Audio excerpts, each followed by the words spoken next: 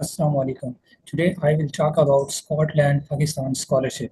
ये scholarship female candidates के लिए है और उन स्टूडेंट्स के लिए जो पाकिस्तान में डिफरेंट यूनिवर्सिटीज़ में अपनी तालीम हासिल कर रही हैं या फिर जिन्होंने अभी एडमिशन लेना है। तो वो स्टूडेंट्स जिन्होंने अभी एडमिशन लेना है, वो फर्स्ट सेमेस्टर में हैं या फिर वो सेकंड, थर्ड, फोर्थ या किसी भी सेमेस्टर में है, तो वो इस स्कॉलरशिप के लिए अप्लाई कर सकते हैं। तो ये स्कॉलरशिप जो है ये ब्रिटिश काउंसिल और स्कॉटिश गवर्नमेंट की जानिब से पाकिस्तानी गर्ल्स के लिए ऑफ़र किया जा रहा है। तो इसमें सबसे पहले मैं बताऊंगा कि एलिजिबिलिटी क्राइटेरिया क्या है, सपोर्टिंग डॉक्यूमेंट्स कौन से आपको चाहिए और स्कॉलरशिप कवरेज क्या है, कौन से फंड्स आपको प्रोवाइड किए जाएंगे। फिर इसमें अप्लाई आपने कैसे करना है और कहाँ अप्लाई करना है। और लास्ट पे एक इम्पोर्टेंट है, पर्सनल स्टेटमेंट। जब आपने डॉक्यूमेंट्स सबमिट करने हैं तो अपनी पर्सनल स्टेटमेंट भी एक पेज की जो है वो भी आपने अपलोड करनी है, जिसके बारे में मैं आपको बताऊंगा कि ये आपने कैसे लिखनी है, इसका स्ट्रक्चर क्या होता है। तो एलिजिबिलिटी क्राइटेरिया में सबसे पहला पॉइंट ये है कि पाकिस्तानी रेजिडेंट्स वुमेन होनी चाहिए, वो पाकिस्तान से बाहर कहीं और रेजिडेंट ना हो। सेकंड नंबर पे ये है कि आपका प्रोग्राम, बैचलर्स डिग्री जो है 4 ईयर बैचलर डिग्री आपकी होनी चाहिए तो आप एलिजिबल हैं। 5 ईयर बैचलर डिग्री वाले एलिजिबल नहीं है, जैसा कि एलएलबी होता है और एमबीबीएस है, वो 5 ईयर प्रोग्राम्स होते हैं तो वो एलिजिबल नहीं है। इसी तरह से मास्टर्स, एमएससी जो है और एमएस एमफिल डिग्री वो 2 ईयर्स की होनी चाहिए, तो फिर आप एलिजिबल हैं, जो कि नॉर्मली पाकिस्तान में 2 ईयर्स की है। फिर आपने यूनिवर्सिटी में एडमिशन सिक्योर किया होना चाहिए, आपके पास कंफर्मेशन एडमिशन लेटर जो है ना वो कंफर्म आपके पास हो। अगर तो आप already second, third, fourth semester में हैं तो आपके पास एडमिशन लेटर होगा। और वो स्टूडेंट जो एफिलिएटेड कॉलेजेस में हैं उनके पास एडमिशन लेटर नहीं होगा तो उनकी मेरिट लिस्ट वैसे ही लग जाती है। तो उनके पास अपने कॉलेज का, यूनिवर्सिटी का कार्ड ज़रूर होगा, तो वो आपने अपना कार्ड जो ना वो एज अ एविडेंस आपने प्रोवाइड करना है। तो ये एडमिशन कंफर्मेशन सिर्फ इसीलिए होता है कि आप ये कंफर्म कर सकें कि आप किसी यूनिवर्सिटी में एडमिट हैं, तो जो आपका कॉलेज या यूनिवर्सिटी कार्ड होगा वो भी ये चीज़ कंफर्म करता है। और एचईसी रिकॉग्नाइज्ड यूनिवर्सिटी, अगर आप जानना चाहते हैं कि आपकी यूनिवर्सिटी एचईसी से रिकॉग्नाइज है या नहीं है, तो आप इस लिंक से जो ना ये डिटेल चेक कर सकते हैं, यहाँ पे लिस्ट दी गई है। फिर कुछ स्पेसिफिक सब्जेक्ट्स हैं जिनके अगर आप उन सब्जेक्ट्स में अपनी डिग्री कर रहे हैं तो फिर आप एलिजिबल हैं, जैसा कि education, sustainable energy, food security, agriculture, health sciences और स्टेम एजुकेशन। स्टेम एजुकेशन में साइंस, टेक्नोलॉजी, इंजीनियरिंग और मैथमेटिक्स है। अब साइंस में फिजिक्स, केमिस्ट्री, कंप्यूटर साइंस ये सब आ जाते हैं। और इंजीनियरिंग में सिविल इंजीनियरिंग, मैकेनिकल, सब इंजीनियरिंग के जितने भी जो सब फील्ड्स हैं वो सब इसके अंदर आ जाती हैं। फिर जो टेक्नोलॉजी है, टेक्नोलॉजी में जैसे आजकल इंजीनियरिंग की जो है ना वो टेक्नोलॉजी के कोर्सेज भी स्टार्ट हैं, जैसे मैकेनिकल टेक्नोलॉजी भी है, सिविल टेक्नोलॉजी भी है, जिसमें ज़्यादातर फोकस जो है वो प्रैक्टिकल जो सब्जेक्ट्स पे होता है, तो वो लोग भी अप्लाई इसमें कर सकते हैं। फिर सपोर्टिंग डॉक्यूमेंट्स में आपने सबसे पहले तो एक ऑनलाइन फॉर्म फिल करना होता है। उस ऑनलाइन फॉर्म के बारे में मैं आपको एक लिंक एंड पे प्रोवाइड करूंगा। और उस ऑनलाइन फॉर्म को फिल करते हुए आपने जो डॉक्यूमेंट्स सबमिट करने हैं उनमें सबसे पहले तो आपका सीएनआईसी जो है वो होना चाहिए। सेकंड नंबर पे आपके जो फादर का सीएनआईसी है वो रिक्वायर्ड है। और थर्ड नंबर पे जो फादर की सैलरी स्लिप है, अगर वो प्राइवेट सेक्टर में या गवर्नमेंट सेक्टर में जॉब कर रहे हैं तो उनकी सैलरी स्लिप रिक्वायर्ड होगी। और अगर रिटायर्ड हैं तो फिर पेंशन स्लिप जो है वो चल जाएगी। सिमिलरली कुछ ऐसे भी लोग हैं, ऐसे पेरेंट्स होंगे जो कि जॉब कहीं पे नहीं कर रहे, तो उनको फिर कोई ना कोई अपना ऑक्यूपेशन का प्रूफ देना होगा, तो वो फिर ये कर सकते हैं, जैसा कि कोई शॉपकीपर है या कोई अपना कोई कारोबार करते हैं, कोई मजदूरी करते हैं, तो वो एक स्टाम्प पेपर बनवा लें, उनको स्टाम्प पेपर वालों को बताएं कि जो ना आप क्या काम करते हैं, और इस हवाले से वो स्टाम्प पेपर पे 2 से 3 लाइंस में वो लिख दे कि आपका ऑक्यूपेशन क्या है, तो ये एक वैलिड एविडेंस होगा जो कि आपके ऑक्यूपेशन को जो है ना वो रिप्रेजेंट करेगा। फिर आपने जो रीसेंट डिग्री है वो आपके पास होनी चाहिए। अगर आप अभी बीएस में हैं, बीएस कर रहे हैं, तो फिर आपकी एफएससी आपकी लास्ट डिग्री है। एमएससी में है तो फिर बीएससी है। सिमिलरली एमएस एमफिल में है तो फिर आपकी लास्ट डिग्री जो है वो बीएस ऑनर 4 ईयर या फिर एमएससी आपकी लास्ट डिग्री है, तो वो आपके पास हो। फिर कंफर्मेशन लेटर, जो कि मैं पहले बता चुका हूँ कि आपका यूनिवर्सिटी या कॉलेज में एडमिशन कंफर्म हो, आप वहाँ इनरोल हों। नेक्स्ट आपने जो यूनिवर्सिटी, जो आपका प्रोग्राम है, अगर आप कंप्यूटर साइंस में हैं तो आपके प्रोग्राम का जो फीस स्केजुअल है वो उसकी कॉपी आपने अटैच करनी है। वो आप यूनिवर्सिटी की वेबसाइट से ले सकते हैं और यूनिवर्सिटी वालों से भी ले सकते हैं। और इसी तरह आप अगर हॉस्टलाइज हैं, आप हॉस्टल में रह रही हैं, तो फिर आपने हॉस्टल की फीस स्केजुअल जो है ना वो भी आपने प्रोवाइड करना है, अगर आप हॉस्टल के फंड भी लेना चाहते हैं। और ये ज़रूरी है कि हॉस्टल जो है वो कैंपस में होना चाहिए, यानी कि प्राइवेट हॉस्टल ना हो। फिर पर्सनल स्टेटमेंट है। पर्सनल स्टेटमेंट आपकी 500 से 1000 वर्ड्स की आपने लिखनी है। इसमें आपने बताना है कि why you are the best candidate for this scholarship, और फिर what are the reasons you choose this particular field, आप इस फील्ड में क्यों हैं, और फिर what will you do after completing your degree. तो आपने अपना प्लान बताना है, डिग्री कंप्लीट होने के बाद आपका प्लान क्या है। तो ये चीज़ें आपने पर्सनल स्टेटमेंट में, तो एट द एंड मैं ये बताऊंगा लास्ट पे कि ये आपने फर्दर एक्सप्लेन करूंगा मैं कि आपने इसमें क्या कुछ लिखना है। उसके बाद इंपॉर्टेंट चीज़ है कि आपने इन सारे डॉक्यूमेंट्स की ये जो लिस्ट आपके सामने है, इसका स्क्रीनशॉट ले लें। यही इसी तरतीब से आपने एक पीडीएफ फाइल इनकी बनानी है। पीडीएफ फाइल आप एमएस वर्ड की एक फाइल बना लें। उसके अंदर पहले पेज पे आप फर्स्ट चीज़ रखें अपनी सीएनआईसी, दूसरे पेज पे फादर की सीएनआईसी कॉपी, फिर थर्ड और फोर्थ इसी तरह से उसको सेव एज पीडीएफ कर लें। कैम स्कैनर मोबाइल में इंस्टॉल कर लें, वहाँ पे सारी पिक्चर्स इन चीज़ों की ले लें और वहाँ से भी आप पीडीएफ जनरेट कर सकते हैं। और आप गूगल पे जाके ऑनलाइन भी इसके बारे में लिख सकते हैं कि pictures to images to PDF, तो वहाँ पे आपको ऑनलाइन काफ़ी टूल मिल जाएंगे जिससे आप ये डॉक्यूमेंट अपलोड करें तो वो एक सिंगल पीडीएफ फाइल इसकी बना देगा। ठीक है। अब जी स्कॉलरशिप कवरेज। स्कॉलरशिप कवरेज में आपकी जो यूनिवर्सिटी की ट्यूशन फ़ी है वो दी जाएगी। वो कुछ यूनिवर्सिटी में ट्यूशन फ़ी ज़्यादा होती है, कुछ में कम होती है। ज़्यादा है तो आपको वो ज़्यादा दी जाएगी, कम है तो कम दी जाएगी। जितनी भी आपकी ट्यूशन फ़ी है वो आपको इनकी तरफ से दी जाएगी। फिर यूनिवर्सिटी हॉस्टल कॉस्ट जो है वो भी प्रोवाइड की जाएगी। सिमिलरली अगर आप यूनिवर्सिटी के हॉस्टल में या कॉलेज के हॉस्टल में रहते हैं तो फिर आपको एक साल में 2 दफ़ा ट्रैवल अलाउंस भी दिया जाएगा, टू वे, घर से यूनिवर्सिटी तक, यूनिवर्सिटी से घर तक जो है ना वो भी आपको प्रोवाइड किया जाएगा जितना भी बनता है। तो ये जब हम एप्लीकेशन फॉर्म फिल करेंगे तो वहाँ पे अपना एड्रेस भी बताते हैं और हॉस्टल का एड्रेस भी बताएंगे ताकि वो डिस्टेंस मेजर कर सकें, तो उसके अकॉर्डिंग आपको वो अलाउंस देते हैं। फिर इसकी जो डेडलाइन है, हर साल इसकी जो डेडलाइन है वो सितंबर मिड से लास्ट सब लेट सितंबर तक जो है इसकी डेडलाइन होती है। तो 2024 में इस साल 30 सितंबर इसकी लास्ट डेट है। कम दिन रह गए हैं, एज सुन एज पॉसिबल आप जो है ना इसकी एप्लीकेशन सबमिट कर सकते हैं। तो इसको आप करें। फिर एक बहुत अहम क्वेश्चन है कि what if the university intake is after the scholarship deadline, कि अगर स्कॉलरशिप की डेडलाइन के बाद यूनिवर्सिटी में एडमिशन ओपन होते हैं जहाँ पे आप एडमिशन लेना चाहते हैं, तो फिर आप एडमिशन लेटर की जो बात की जा रही है वो कैसे प्रोवाइड करेंगे। क्या आप अप्लाई कर सकते हैं? तो आंसर है यस, आप अप्लाई कर सकते हैं। अगर डेडलाइन के बाद एडमिशन ओपन होते हैं तो आप स्कॉलरशिप के लिए पहले अप्लाई करेंगे, विदाउट एडमिशन लेटर आप अप्लाई करेंगे। और जब ऑनलाइन एप्लीकेशन फिल करेंगे तो वहाँ पे अपनी चॉइस ऑफ यूनिवर्सिटी जो है वो आप मेंशन करेंगे। सपोज कौन सी यूनिवर्सिटी में आप एडमिशन लेना चाहते हैं और वहाँ भी एडमिशन ओपन नहीं हुए लेकिन स्कॉलरशिप की डेडलाइन करीब है, तो आप ऑनलाइन एप्लीकेशन पे कौन सा यूनिवर्सिटी का नाम लिखेंगे, अपना डिपार्टमेंट लिखेंगे जिसमें आप एडमिशन लेना चाहते हैं, तो आप एप्लीकेशन फिल जो है सबमिट कर सकते हैं। तो हो गया क्या, अगर आप शॉर्ट लिस्ट हो जाते हैं इस स्कॉलरशिप में तो आपको एक कंडीशनल ऑफर मिल जाएगी, कंडीशनल ऑफर लेटर आपको मिल जाएगा। कंडीशनल ऑफर लेटर का मतलब ये है कि आपका अगर यूनिवर्सिटी में एडमिशन हो जाता है तो आपको ये स्कॉलरशिप जो है ना वो मिल जाएगा। अगर एडमिशन नहीं होता तो आपको ये स्कॉलरशिप नहीं मिलेगा। तो ये एक अच्छा चांस है उन स्टूडेंट्स के लिए जिन्होंने अभी तक एडमिशन नहीं लिया, वो फिर भी इसमें अप्लाई कर सकते हैं और बाद में एडमिशन जब ओपन होते हैं तो उसमें अप्लाई कर लें। फिर ये भी एक क्वेश्चन रेज होता है कि किस बेस पे शॉर्ट लिस्ट किया जाता है कैंडिडेट्स को। तो मेन जो है ना वो दो ही पॉइंट्स है, एक आपका एकेडमिक स्कोर जो है और दूसरा फिनेंशियल नीड्स। तो एकेडमिक स्कोर्स आपके जो मार्क्स हैं लास्ट डिग्री में उसकी बेस पे, अगर आप बीएस में थर्ड फोर्थ सेमेस्टर में है तो जो आपके प्रीवियस सेमेस्टर्स का रिजल्ट है सीजीपीए है उसकी बेस पे। और फिर फिनेंशियल नीड्स भी देखी जाएगी कि आप के घर में कितने टोटल आप अफराद हैं और आपके फादर की जॉब क्या है, वो क्या काम करते हैं, आप रेंट के हाउस पे रह रहे हैं या आप अपने घर में रह रहे हैं। तो डिफरेंट सिचुएशंस को एनालाइज करते हुए आपको जो है ना ये शॉर्ट लिस्ट किया जाएगा। नेक्स्ट, हमने अप्लाई कहाँ करना है और कैसे करना है। फर्स्ट लिंक है एप्लीकेशन फॉर बैचलर्स। ठीक है, ये फर्स्ट लिंक जो है ना ये यहाँ पे आप अप्लाई करेंगे अगर आप बैचलर्स में डिग्री हासिल करना चाहते हैं, आप इनरोल होना चाहते हैं या आप ऑलरेडी इनरोल्ड हैं, तो आप फर्स्ट लिंक में अप्लाई करेंगे। और सेकेंडली एप्लीकेशन जो है वो मास्टर्स के लिए है। ये अगर आप एमएससी में इनरोल हैं या एमएस में इनरोल हैं या एमफिल में इनरोल हैं तो फिर आप इस सेकंड लिंक पे जाएंगे और इस यहाँ पे जाके अपनी एप्लीकेशन जो है वो सबमिट करेंगे। ठीक है, फिर से याद दहानी करवा दूं कि एप्लीकेशन जो है वो जब भी आपने स्टार्ट करनी है तो अपने डॉक्यूमेंट्स एक सिंगल पीडीएफ फाइल में आपने अपलोड करने हैं।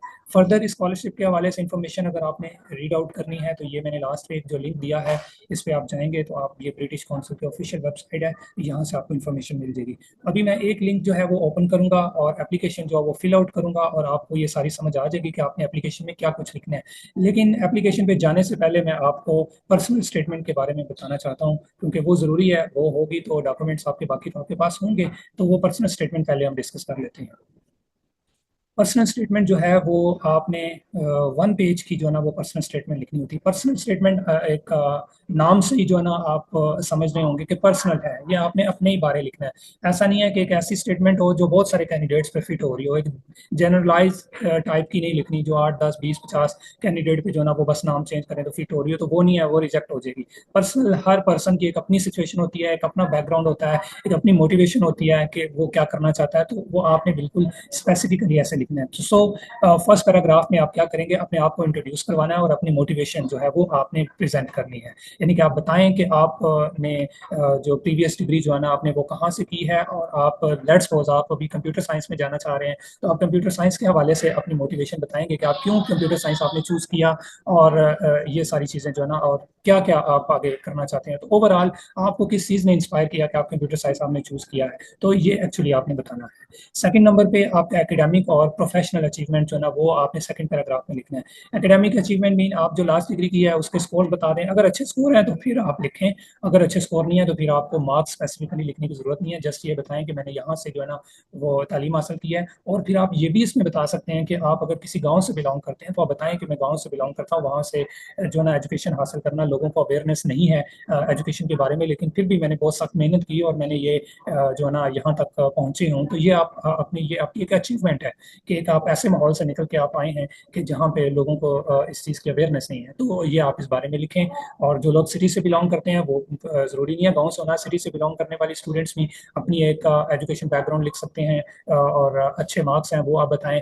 फिर अगर आपने कोई इंटर्नशिप की हुई है तो उसके बारे में भी बताएं आप, अगर आपने कोई उसके जॉब की हुई है, कोई पार्ट टाइम जॉब की है, टीचिंग की है, या कोई भी और आपने काम किया हुआ है, तो वो आप इस सेकंड पैराग्राफ के अंदर लिखें। अगर आपने कोई ऑनलाइन कोई टूल सीखा हुआ है, तो मैट लैब आपने सीखा है, या आपने फ्रीलांसिंग का कुछ सीखा हुआ है, या कुछ भी आपने कोई ऑनलाइन कोई कोई भी आपने शॉर्ट कोर्स किया हुआ है किसी भी किस्म का, तो वो भी आप अपने सेकंड पैराग्राफ के अंदर लिखेंगे। तो ये है आपकी एकेडमिक और प्रोफेशनल अचीवमेंट। तो ये डेफिनेटली हर स्टूडेंट की डिफरेंट होगी, और सच लिखना है आपने, इसमें झूठ कोई चीज़ नहीं लिखनी, ठीक है, अदरवाइज आप किसी ना किसी स्टेज पे जाके वो फिर सामने आ जाते हैं। थर्ड पैराग्राफ में आपने अपनी फाइनेंशियल नीड के बारे में, अपनी फाइनेंशियल सिचुएशन बतानी है। फाइनेंशियल सिचुएशन में आप ये बताएंगे कि आप घर में टोटल कितने अफराद हैं, और आपका घर अगर रेंट पे है तो आप मेंशन करेंगे रेंट पे घर है। अगर आपके घर में सिर्फ आपके फादर जो हैं वो सिर्फ अर्न करने वाले हैं, अगर किसी के फादर नहीं है तो वो बताएं, उसके बारे में बताएं। और आप किस तरह से जो है ना आपकी एजुकेशन जो है ना चल रही है, कौन आपको सपोर्ट कर रहा है, किस डिफिकल्टी से आप गुजर रहे हैं, ये भी आप बताएं। और बहुत ज़्यादा ही आपने यहाँ पे मस्कीन बन के भी नहीं दिखाना, बल्कि आप ये बताएं कि मेरे फादर जो है वो अकेले कमाने वाले हैं और हम इतने बहन भाई हैं, उनको बहुत शौक है हमें पढ़ाने का, वो हमें जितना भी हो सकता है वो हमें सपोर्ट करते हैं, लेकिन हमें जो ना मैं अगर हमें ये फाइनेंशियल सपोर्ट जो स्कॉलरशिप की मिल जाती है तो एक्स्ट्रा बर्डन जो ना वो रिलीज हो जाएगा फादर से। और दूसरा आप ये भी कह सकते हैं कि मैं अभी पार्ट टाइम जॉब करने का सोच रही हूँ, अगर मुझे स्कॉलरशिप मिल जाता है तो फिर मुझे पार्ट टाइम जॉब नहीं करनी पड़ेगी, मैं अपना फोकस अपनी स्टडी पे जो ना वो कर सकूंगी। तो ये सारी चीज़ें आप जो ना यहाँ पे लिख सकते हैं। फोर्थ पैराग्राफ में आपने करियर गोल और इम्पैक्ट, आप इसमें बताएंगे कि आप अपनी ये डिग्री कंप्लीट करने के बाद आपका प्लान क्या, आप क्या करना चाहते हैं।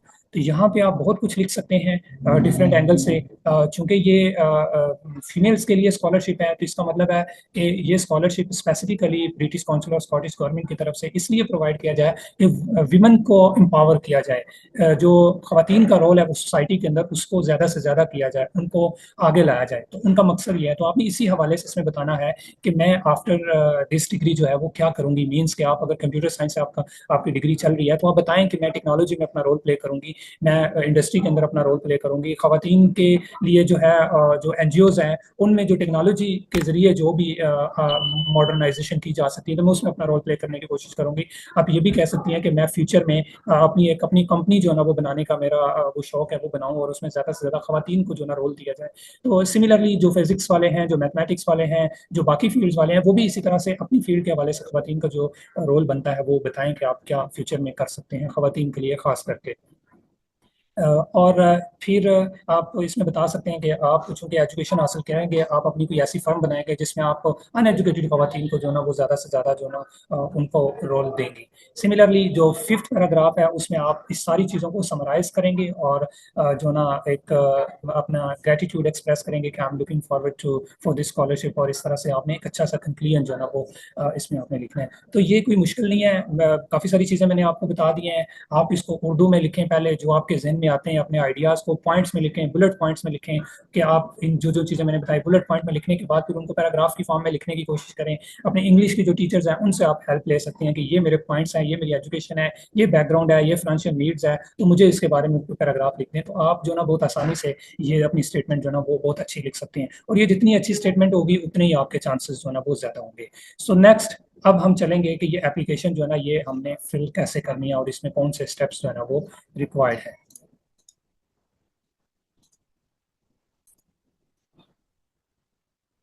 अच्छा, अब मैंने ये सेकंड वाला जो लिंक है वो ओपन किया जो मास्टर्स के लिए है, ठीक है। Scotland scholarship for young women and girls master MPhil 2024 तो एप्लीकेशन फॉर्म है ये। आप जब आप उस लिंक को ओपन करेंगे तो आपके सामने ओपन हो जाएगा। इसमें सबसे पहले लिस्ट ऑफ डॉक्यूमेंट्स है जो कि ऑलरेडी मैंने बताई है, वो सेम लिस्ट है सारी। और यहाँ पे इन्होंने बताया है कि please upload the above mention document in a single PDF file. तो यहाँ से आप जो ना ये चूज़ करेंगे, फाइल चूज़ करेंगे और आप क्लिक करेंगे तो आपके सिस्टम में यहाँ पे आप क्लिक करें तो सिस्टम में जहाँ भी फाइल पड़ी है वो आप अपलोड कर देंगे। फिर आप बताएंगे have you uploaded all the documents as mention, yes yes करेंगे और फिर नेक्स्ट करेंगे। तो ये एक एप्लीकेशन फॉर्म मैंने फिल किया है, ये मैं प्रेजेंट करता हूँ कि कौन कौन सी चीज़ें हैं जल्दी जल्दी से। तो नेक्स्ट सेकंड नंबर पे आप बताएंगे कि जेंडर क्या है, अपना फुल नेम लिखें, डेट ऑफ बर्थ लिखेंगे, नेशनलिटी लिखेंगे, फिर आपका जो एथनिक ग्रुप कौन सा है, कहाँ से आप बिलोंग करते हैं वो लिखें, मोबाइल नंबर आप यहाँ पे लिखेंगे, फिर ईमेल अपना लिखेंगे। ये मैंने एज एग्जांपल लिखा हुआ है, आपने इन चीज़ों को कॉपी नहीं करना, आपने अपना जो मोबाइल नंबर एक्टिव वो लिखना है, ईमेल अपना लिखें, अगर नहीं बना तो आप बना लें। इसी तरह से कहाँ से आप बिलोंग करते हैं वो आएगा। अपना पोस्टल एड्रेस यहाँ पे लिखें, जो भी आपका एड्रेस है वो आप लिखेंगे, जिस सिटी से बिलोंग करते हैं कंट्री मेंशन करें, CNIC लिखें। आपका करंट स्टेटस आपने ये स्टूडेंट, ये कोशिश करें कि स्टूडेंट ही लिखें, अगर आप तो साथ में कोई जॉब भी कर रहे हैं तो वो ना मेंशन करें, क्योंकि स्कॉलरशिप में नीड बेस का भी सिनेरियो है। तो अगर आप एम्प्लॉयड लिखेंगे तो वो फिर नहीं ठीक, तो आप स्टूडेंट स्टेटस अपना लिखेंगे। नेक्स्ट, फिर इसमें नेक्स्ट पॉइंट है जी, आपकी यूनिवर्सिटी HEC से रिकॉग्नाइज है और वहाँ से क्या आपके पास एडमिशन लेटर मौजूद है, तो आप यस करेंगे। देखिए एडमिशन लेटर मैंने बताया कि अगर ना भी हो तो आपके पास यूनिवर्सिटी एडमिट कार्ड है ना, जो यूनिवर्सिटी या कॉलेज का कार्ड है, तो वही वो काफ़ी होता है, तो आप एडमिशन लेटर की जगह वो प्रोवाइड करेंगे। सो फिर भी आपने इसको यस ही करना है। फिर जो है आपका जो यूनिवर्सिटी जहाँ आप इनरोल है तो उसका जो रोल नंबर है वो लिखें। देखें जो स्टैरिक है ना, स्टैरिक मीन ये फील्ड कंपलसरी है जो आपने फिल करनी। इस पे स्टैरिक क्यों नहीं लगा, क्योंकि इसमें एक ऑप्शन है, मैंने बताया था कि एडमिशन लेटर ना भी हो तो आप अप्लाई कर सकते हैं, यानी कि अगर आपने अभी तक एडमिशन नहीं लिया तो ये उस सूरत में है, ठीक है। तो आप ये छोड़ देंगे फिर इस फील्ड को। अब चूंकि आपका एडमिशन हुआ है तो आप अपना यूनिवर्सिटी रोल नंबर यहाँ पे लिखेंगे, अपनी यूनिवर्सिटी का नाम लिखें। इस लिस्ट में आपकी यूनिवर्सिटी का नाम ऑटोमेटिकली आ जाएगा, वो अगर HEC से रिकॉग्नाइज है जहाँ पे आप पढ़ रहे हैं। अब सपोज एक स्टूडेंट है वो पंजाब यूनिवर्सिटी के एफिलिएटेड कॉलेजेस में किसी जगह मॉडल टाउन कॉलेज में पढ़ रहा है, कहीं पे भी पढ़ रहा है, तो वो यूनिवर्सिटी ऑफ पंजाब ही यहाँ पे सर्च करेगा, अपना कॉलेज नहीं उसने सर्च करना, ठीक है। तो जिस यूनिवर्सिटी से एफिलिएटेड है तो वो यूनिवर्सिटी आप सेलेक्ट करेंगे। तो फिर करंट सेमेस्टर आपका कौन सा है, अगर आप फर्स्ट में तो फर्स्ट लिखें, जिस भी सेमेस्टर में है तो वो आप लिखेंगे। अपना GPA, अगर तो आप फर्स्ट सेमेस्टर में है तो फिर आप GPA नहीं लिखेंगे, फिर आप N/A लिखेंगे। अगर आप सेकंड सेमेस्टर में है फिर डेफिनेटली फर्स्ट सेमेस्टर का रिजल्ट आप जो है यहाँ पे लिखेंगे, ठीक है। टाइप ऑफ यूनिवर्सिटी क्या है, प्राइवेट है, गवर्नमेंट है, और पब्लिक मीन गवर्नमेंट है। अगर आप सेमी गवर्नमेंट अदारे में है तो वो पब्लिक सेक्टर यूनिवर्सिटी कंसीडर की जाती है, ठीक है। तो आपने फिर भी पब्लिक लिखना है। डिग्री टाइटल आपका कौन सा है, MA MS, अगर इसके अलावा भी कोई आपका कोई टाइटल है तो वो आप यहाँ पे लिखेंगे। फिर ये आप जो ना यूनिवर्सिटी आपकी किस टेरिटरी में है वो मेंशन करें। आपका एकेडमिक साल कौन सा है, मैंने अभी एग्जांपल के तौर पे 2024 है, तो अगर आप 2022 में आपका एडमिशन हुआ था तो आप फिर वो लिखेंगे। एंड ऑफ एकेडमिक ईयर आपका कब है वो लिखेंगे। टोटल ड्यूरेशन, अगर चूंकि ये मास्टर्स के लिए वो है फील है तो ये 2 ईयर्स होगा, अगर बैचलर वाले आप कर रहे हैं तो फिर 4 होगा। फिर एजुकेशन आप कौन सा डिपार्टमेंट है, तो स्टेम मीन यहाँ से आपने ये नहीं देखना, आप अगर मैथमेटिक्स वाले हैं तो आप देखें यहाँ मैथमेटिक्स है ही नहीं तो आप स्टेम सेलेक्ट करेंगे। स्टेम के बारे में ऑलरेडी मैंने स्लाइड के अंदर बताया कि उसमें सारे आ जाते हैं, इंजीनियरिंग मैथमेटिक्स साइंसेज सब जो है ना। अब यहाँ पे आपने अपना सब्जेक्ट जो है ना, मैंने स्टेम सेलेक्ट किया था तो स्टेम के अंदर ये सारी चीज़ें, ये देखें इसमें agriculture, biotechnology, biochemistry, B pharmacy, bio, ये सारे सब्जेक्ट्स जो है ना ये एलिजिबल हैं, उन्हीं की लिस्ट यहाँ पे शो हो रही है जो एलिजिबल है, ठीक है। तो आप यहाँ पे चेक कर सकते हैं। नेक्स्ट, क्या आप करंटली कोई स्कॉलरशिप अवेल कर रहे हैं, नो नहीं, अगर कर रहे हैं तो फिर आप उसके लिए अप्लाई नहीं कर सकते। फिर क्या आपने पहले कभी स्कॉलरशिप के लिए अप्लाई किया, अगर किया तो यस करें, अगर कभी पहले नहीं किया तो फिर नो। फिर आपने एजुकेशन की डिटेल, जो आपकी रीसेंट डिग्री है, लास्ट डिग्री जो है ना, वो आपने उसके बारे में बताना है, वो किस यूनिवर्सिटी से इंस्टीट्यूट है, इंस्टीट्यूट लिखें। आप जो, अगर आप बीएस कर रहे हैं तो फिर आपकी लास्ट डिग्री जो है ना वो बोर्ड से होगी, फिर आपने इंस्टीट्यूट की जगह पे अपना board of intermediate for secondary education Lahore, Rawalpindi, Multan, जो भी आपका है तो वो आप लिखेंगे। डिपार्टमेंट कौन सा है, चूँकि अब ये बीएस के लिए अगर हैं तो फिर डिपार्टमेंट की जगह यहाँ पे आप अपना एफएससी प्री इंजीनियरिंग लिखेंगे, या आप एफएससी कंप्यूटर जो है आप कंप्यूटर साइंस लिखेंगे, जो भी आपने प्री मेडिकल तो वो लिखेंगे। ठीक है, तो मैं दोनों फॉर्म के हवाले से साथ साथ बता रहा हूँ, ये मास्टर्स वाला फॉर्म है, बैचलर वाले की भी मैं साथ साथ इन्फॉर्मेशन बता रहा हूँ। जब वो फिल करेंगे तो सेम चीज़ें उसमें भी चाहिए। फिर कब आपने पास किया था तो वो लिखें, उसमें मार्क्स कितने थे आपके। यहाँ चूंकि CGPA आएगा, लास्ट डिग्री बीएस है, तो वहाँ आपकी लास्ट डिग्री एफएससी होगी, तो वहाँ पे आपने वो मार्क्स लिखने हैं, वो ऑटोमेटिकली यहाँ पे मार्क्स शो हो जाएंगे, जितने भी मार्क्स हैं आपके, या परसेंटेज लिखें तो वो यहाँ पे आप बताएंगे। क्या आप करंटली कोई काम कर रहे हैं, नो। फिर हाउस होल्ड स्टेटस, अपने घर के बारे में आपने बताना है। देखें आपके कौन है जो आपको सपोर्ट कर रहे हैं, फादर हैं, या अगर किसी के फादर नहीं है तो उसके भाई सपोर्ट कर रहे हैं, या भी और सपोर्ट जो भी उनके गार्डियन है तो वो आपने उनका लिखना है। उनका जो आईडी कार्ड है वो आप लिखेंगे। उनकी मंथली सैलरी कितनी है, या वो मंथली कितना कमा लेते हैं, तो वो आपने लिखना है। तो यहाँ पे मैंने रफली 30,000 लिखा है, और इसको 12 से मल्टीप्लाई कर लें तो एनुअल बन जाएगा, तो एनुअल जो आपकी टोटल बनती है वो यहाँ पे आ जाएगा।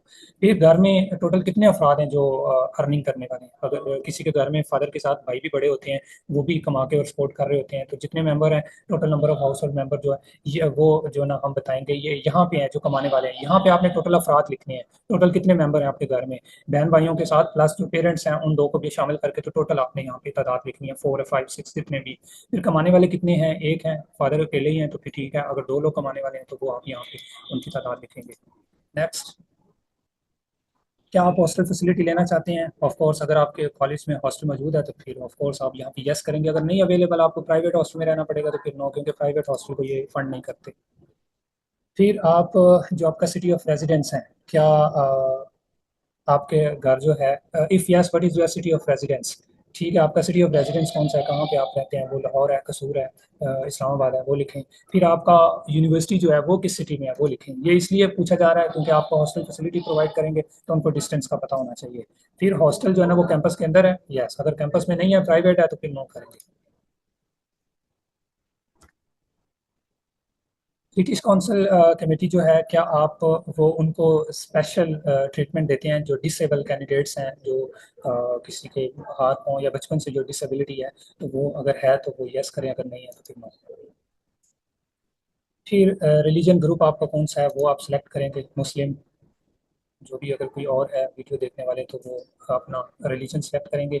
फिर जो आपकी पर्सनल स्टेटमेंट मैंने अभी आपने बताई, आपने लिखनी है 500 से, वो सारी पर्सनल स्टेटमेंट आपने कॉपी करके यहाँ पे पेस्ट करनी है। ठीक है, I am writing for what ever, जो भी आपकी पर्सनल स्टेटमेंट है वो आपने यहाँ पे पेस्ट करनी है। और वो पर्सनल स्टेटमेंट, एक और चीज़ है यहाँ पे मेंशन है कि गाइडलाइन के अंदर बताया गया है कि please also submit your supporting statement in PDF। जो आपने सिंगल PDF फाइल बनानी है उसमें भी आपने अपनी पर्सनल स्टेटमेंट जो है ना वो ऐड करनी है, और यहाँ भी वो जो है ना पर्सनल स्टेटमेंट कॉपी पेस्ट करनी है। तो ये आपकी प्रोफाइल जो है ना वो 100% डन हो जाती है। तो यहाँ पे आप डन करेंगे तो ये एप्लीकेशन जो है ना वो आपकी सबमिट हो जाएगी। ठीक है, सो अब अगर आपका कोई क्वेश्चन है, मजीद आप कोई पूछना चाहते हैं, कोई भी चीज़ आपको समझ नहीं आई, तो आप कमेंट में मुझसे पूछ सकते हैं। तो मैं आपको जो भी पॉसिबल हो सका आपको मैं गाइड करूंगा। अगर आपको पर्सनल स्टेटमेंट के हवाले से भी इशू है तो वो भी आप अपनी पर्सनल स्टेटमेंट बना के जो है ना वो सेंड कर सकते हैं। तो फिर जो है ना उसमें भी जितना भी हो सका मैं आपको अपना फीडबैक दूंगा। So thank you very much for watching this video. Stay tuned for next scholarship video. Thank you.